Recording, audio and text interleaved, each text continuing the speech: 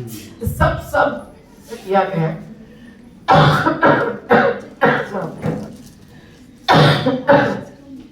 ये जरूरी है समझना कि आज प्राकृतिक संसाधन जो है, एक एक संसाधन का वस्तुकरण हुआ है, उसको वस्तु मानते हैं, जीने का आधार नहीं तो कमाई का आधार मानते हैं। और जो उस आधार के आधार पर कमाई करना चाहते हैं, वो जिन्होंने आज तक ये जल जंगल जमीन बचाया और आज भी वो बचाने के लिए जो लड़ रहे हैं, वो मूल निवासी, आदिवासी तो मूल निवासी होते ही हैं, पर हमारे किसान मजदूर, ये सब मेहनत कशों ने तो कैसे बचाई है पूरी प्रकृति, सादगी भरे जीवन से।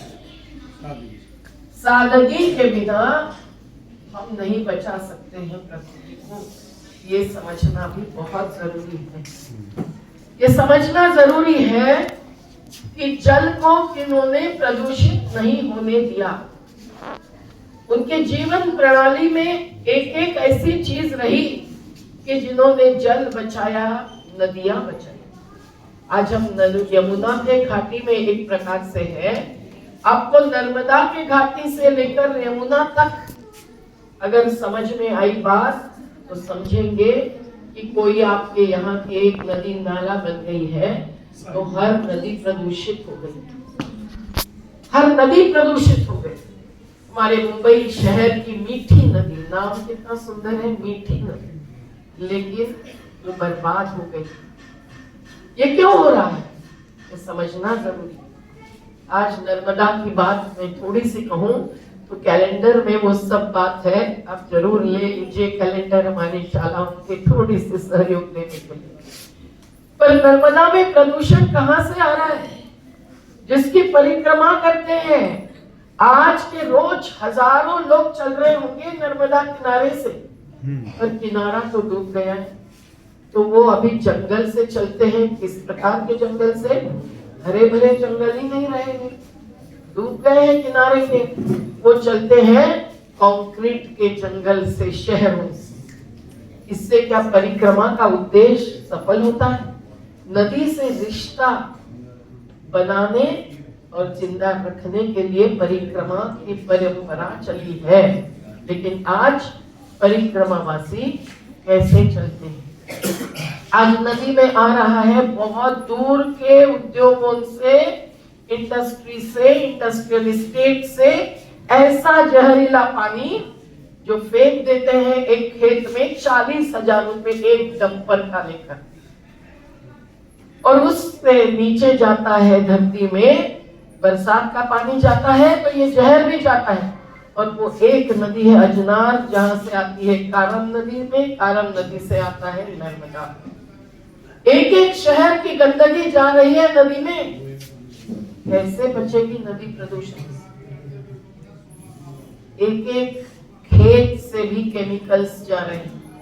आज की खेती जैविक नहीं रही। हमारे कुछ किसान जैविक खेती करके प्रदर्शित करते हैं, दर्शन देते हैं कि कैसे उनके दादा परदादा भी जैविक खेती करते थे। आज हम लोग वो जहरीला अनाज खाते हैं, जिसके कारण भी नदी में भी जो पानी बहता है वो भी जहरीला होता है। मैं सतलज नदी में गई थी।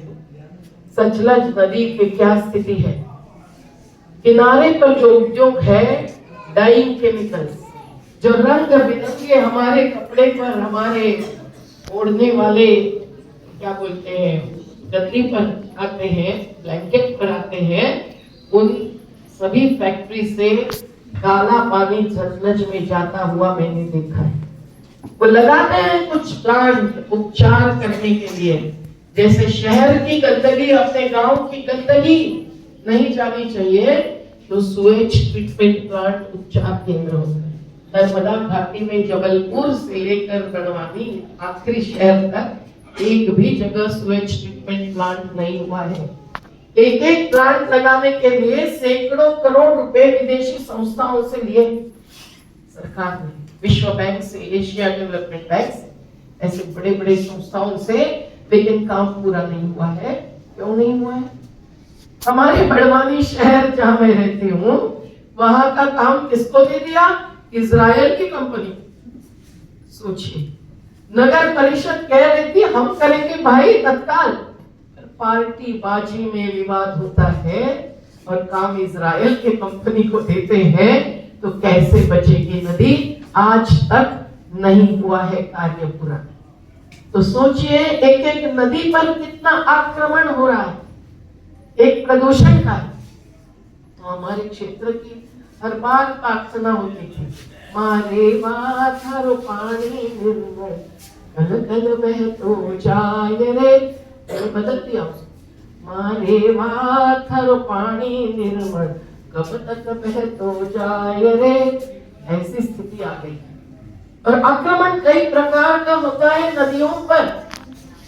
नदियों में पानी कहां से आता है? जंगल ही है, पेड़ ही है, वो जड़ मूल में पानी लेके जाते हैं, तो साल भर बहता रहता है। नर्मदा हो कि ब्रह्मपुत्रा नदी हो आसाम की अरुणाचल प्रदेश। लेकिन आज जंगल अगर खत्म हो गया, जो तुमने यहाँ दिखाया, हमारे आंखों में आंसू बहाए, तो कैसे बचेगी नदी? नदी बहती नहीं है, सूखा और बाढ़ दोनों चक्रवाती बनती है। ध्यान में रखना। इसलिए पेड़ नदी के लिए भी जरूरी है।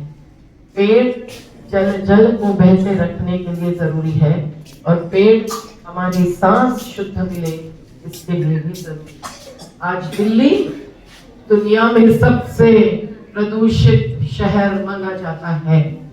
इस हवा से कितने लोग प्रदूषित हैं? 90 लाख लोग प्रदूषित है।